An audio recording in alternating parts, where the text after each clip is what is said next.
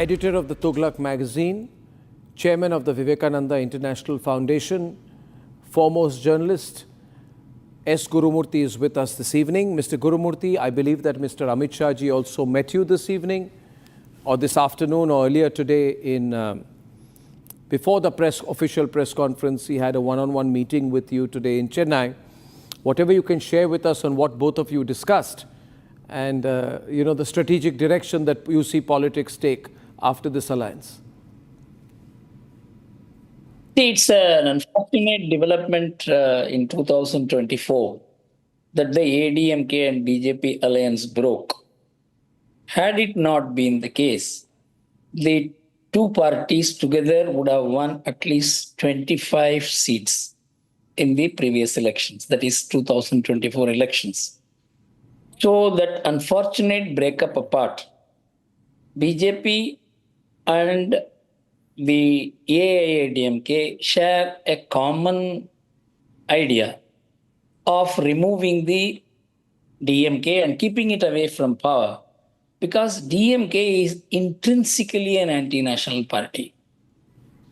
It has given up open anti-nationalism and has picked up subtle anti-nationalism through issues which are anti-North, anti-Center, anti-Hindu, anti-Hindi. Anything that the central government does, it will smuggle in anti-nationalism as an element of its opposition. This is not just a political formulation. ADMK and BJP formulation is actually an alliance against hidden anti-nationalism, anti-Hindu, and anti-center practices of the DMK. It was very necessary. So that unfortunate incident apart, that the two parties have come together is the most important development for the 2026 elections. This obviously will have shaken the DMK, but more importantly, the impact on the India alliance is also important. Amit Shah was not focusing only on Tamil Nadu when he began working for this alliance, which was also necessary in the interest of the ADMK. But he has also in mind the fact that 39 seats being held by the India alliance in Tamil Nadu, it gives a big boost to the India alliance and the Congress, because Rahul Gandhi and Congress get unstinted support from the DMK, whatever the reason. So it is having an impact on the national politics also. And so Amit Shah is actually aiming at two mangoes in one stone. That is, pick up Tamil Nadu and weaken the India alliance at the all India level. The difference between Mamata Banerjee and Stalin is Mamata Banerjee is not a total supporter of either the Congress or Rahul Gandhi. But Stalin is both. And so there is a need for greater focus in Tamil Nadu. And I think it is in the interest of both parties that they have come together. And what will be the impact? You see, today the DMK has incurred enormous amount of displeasure of the people in the last 3-4 years. Of course, the media is not doing its job properly. Otherwise, the DMK would have been weakened considerably even before the 2024 elections. But the media in Tamil Nadu is heavily dependent on the government, the Tamil media. And the English media is basically anti-BJP. And so both the English media and Tamil media, ideologically and financially, are aligned with the DMK. And so the DMK's maldoings and maladministration and the breakdown of law and order and the enormous amount of open corruption that is being practiced is not coming out in the measure in which it should come out. So unless these two parties come together and raise these issues inside and outside the assembly and focus the people's attention in the next 1 year, the defeating the DMK would have been difficult. They could not have done it individually, and they have to work together. And the most important part of this alliance is that it has been struck a year ahead. So it's not an alliance which is struck 2 or 3 months before the elections, something knitted together. And I think Amit Shah has been very farsighted in stitching this alliance well before the whole campaign will start in the next 3-4 months. And I had a discussion with him. Of course, it was not limited to Tamil Nadu. And he came to my house and was there almost 2 hours. It was not limited to only politics. We had other discussions also. But on Tamil Nadu, his ideas were very clear. DMK has to be removed in the larger national interest. And ADMK and BJP share a 60-70% commonality. And this dates back to 1971 when M.G. Ramachandran formed the ADMK.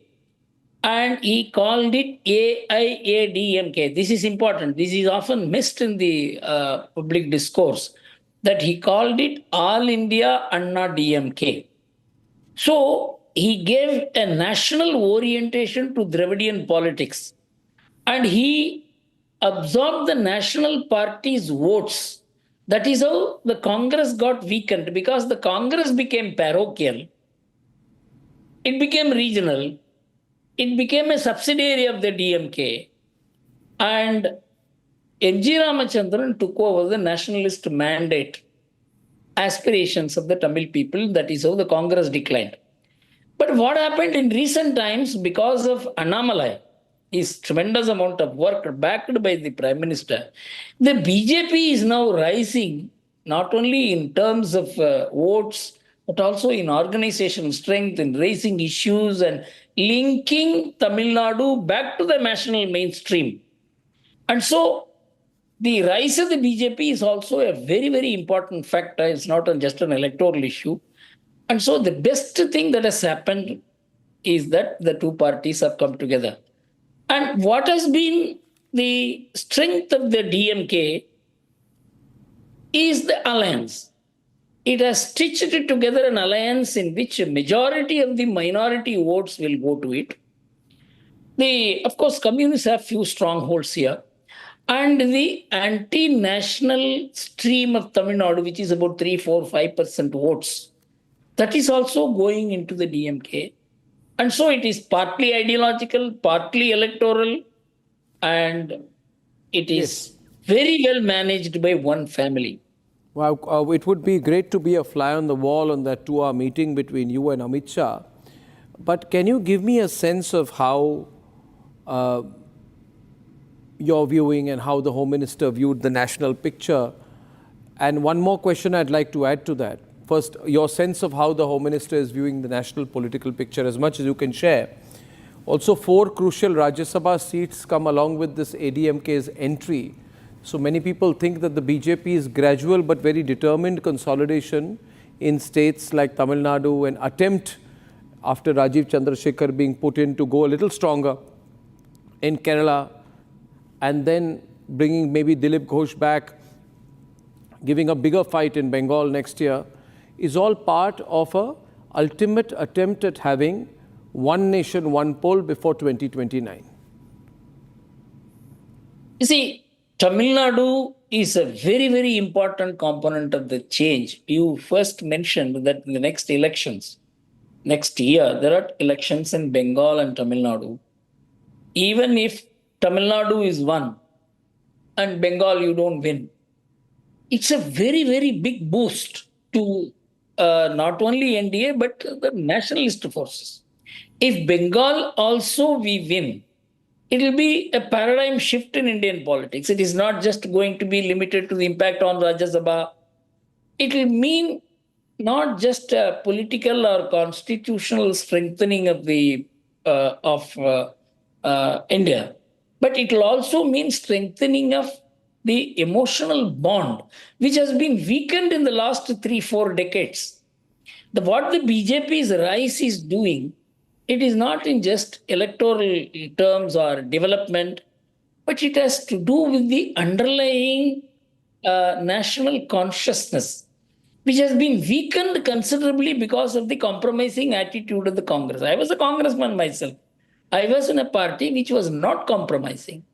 So the compromises which the Congress got into weakened the nationalism.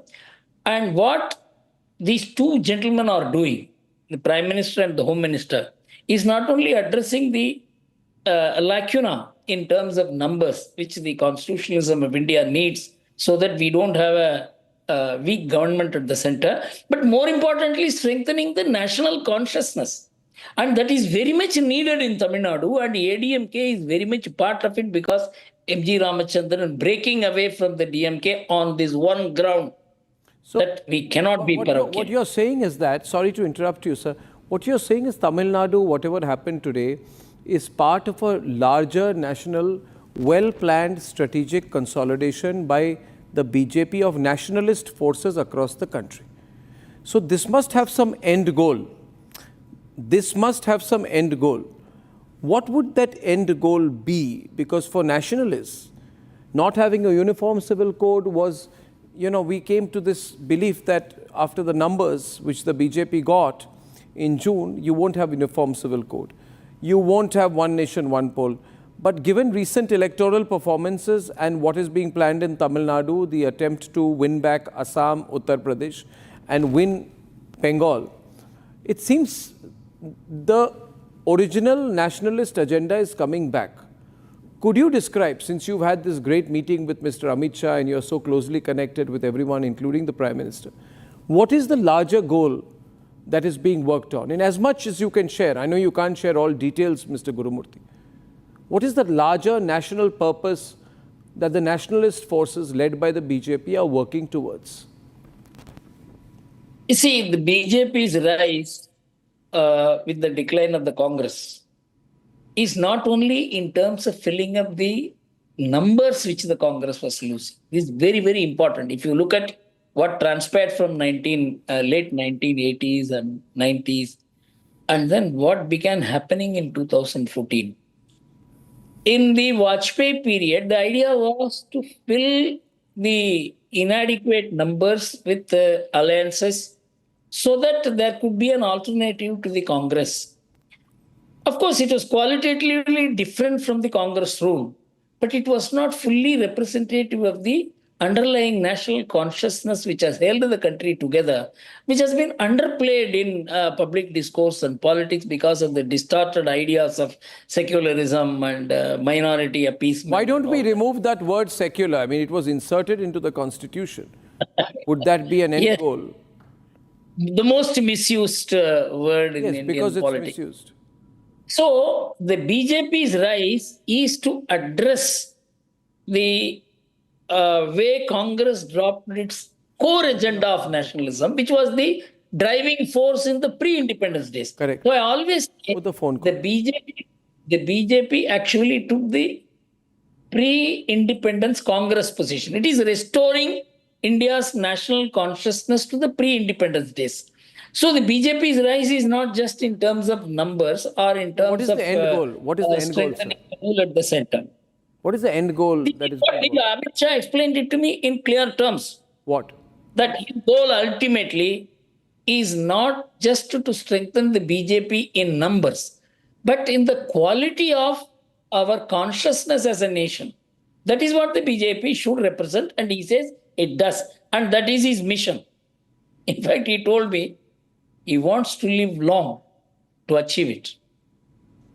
And for which he is doing almost 1.5 hours exercise. When I saw him in 2020, I was very worried about his health. But he's a completely changed man today. He says, I have to live for this. This is important.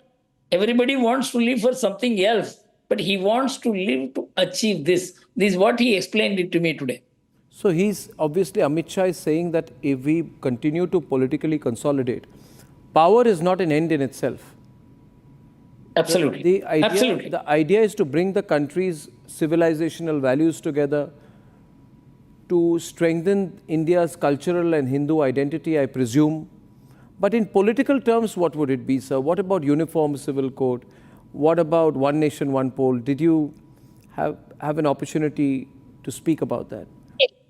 That will depend upon, as you said precisely, in electoral terms, what happens in Bengal and in Tamil Nadu in the next election.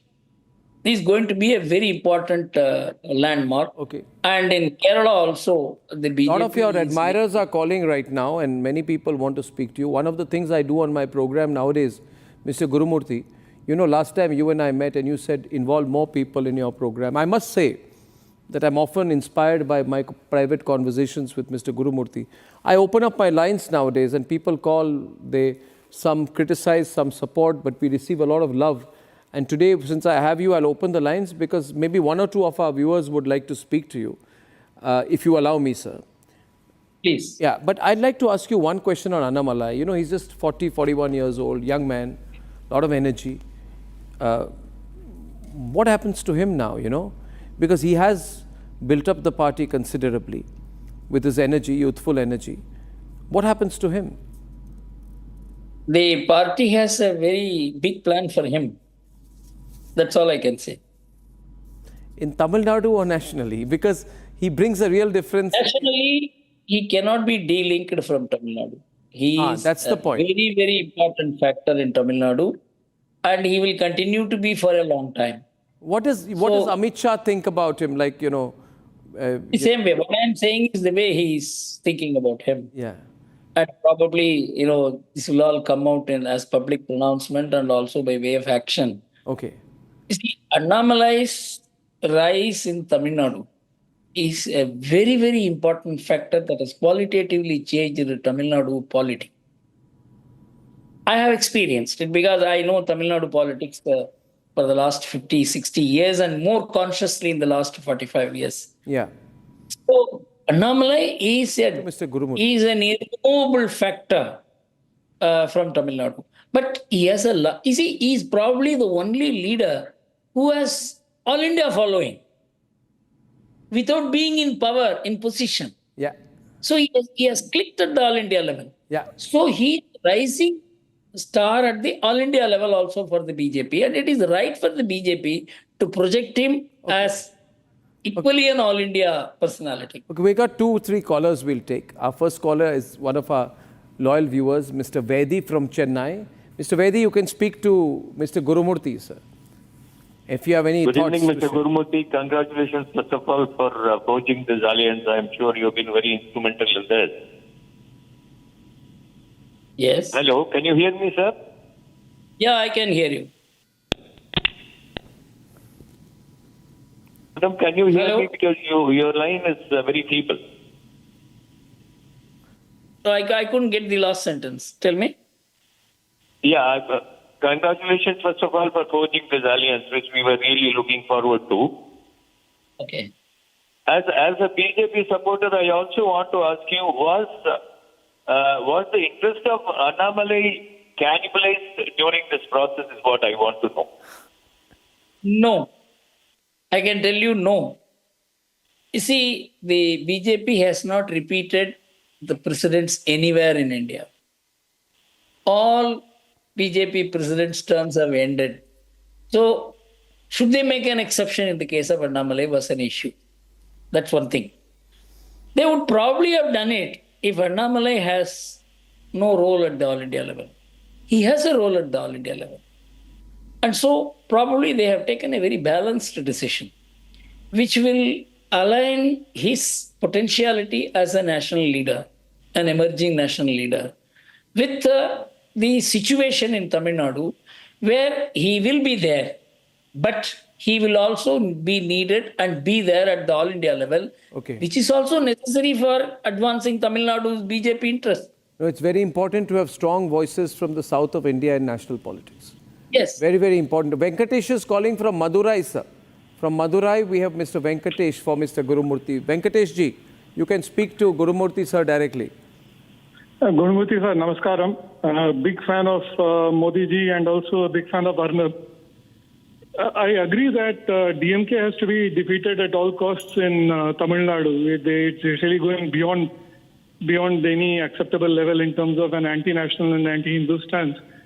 At the same time, it is very interesting to see BJP tying up with AIADMK because and you were one of the people who was very vocal in the Kanchi Acharya case when Jayalalitha had an innocent spiritual leader, Sri Jayendra Saraswati ji, arrested on Diwali night in Andhra Pradesh.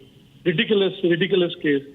Now, it is very interesting to see BJP tying up with them, but at the same time, I fervently hope that the current AIADMK people will redeem themselves and apologize for what that ghastly woman Jayalalitha did on Diwali night. Venkatesh ji, I can assure you, Mr. Gurumurthy has very strong views on that incident, given his own spiritual, depth, leanings and devotion. Mr. Gurumurthy, would you like to assure Mr. Venkatesh from Madurai on that?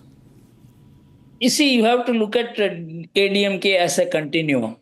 In 1991, Jayalalitha supported the Karsev, which is probably the greatest announcement by quote-unquote a Dravidian party of a shift towards Hindu cultural nationalism. And that movement was considered to be anti-everything that India stood for at that time. Ram Janmabhoomi movement and Karseva. Correct. So you must congratulate Jayalalitha for that. If you have to blame Jayalalitha for this, it is the DMK, we said, unless you are going to arrest Shankaracharya, they will have a huge convergence on the Kanchi Mutt. So you must understand, she's a politician. She has to manage. I opposed it, I fought it, and she tried to arrest me. That's a different thing. But to say that you have to apologize for that, then you have to congratulate her for that. Okay. Abhijit from Chennai is our last caller. You have a lot of fans all over the country, a lot of calls coming in from Chennai. Abhijit ji, can you hear me? Yes, Arnab, good evening. I've been following your program. It's been great. Thank you for bringing the report live to us. Thank you, sir. Yeah, Gurumurthy sir, good evening. Gurumurthy sir, my question to you is, sir, we have seen the 2024 elections where we saw people, while the DMK campaign, they showed their, they showed their feelings towards the rules, like what they were feeling like their promises were not fulfilled. They were sending the candidates back. But in spite of all those things, DMK went on to win all the 39 seats. What do you think that this alliance needs to do to ensure that it's not the repeat of the 2024 Lok Sabha result? You just look at the arithmetics. If you add both these parties, that is both these alliance led by the BJP and the alliance led by the ADMK, if you add it together, then they get 25 seats. So it is not, and the dynamics of alliance is also there. That this alliance will win adds a few percentage point votes. So that this alliance will be probably the end of the BJP DMK rule in 2026 is very clear, should be clear even to the DMK. What the DMK, how it will respond is a different thing. But this alliance means the death knell of the DMK rule in 2026. It can never go back to 2024 situation when these two parties fought against each other. Well, that's wonderful. Mr. Gurumurthy, this is very interesting. I think you'll have a lot of role. And of course, your role is not limited to Tamil Nadu. I would love to meet you next time you're in Delhi and get your insight on all the things you can't share on television.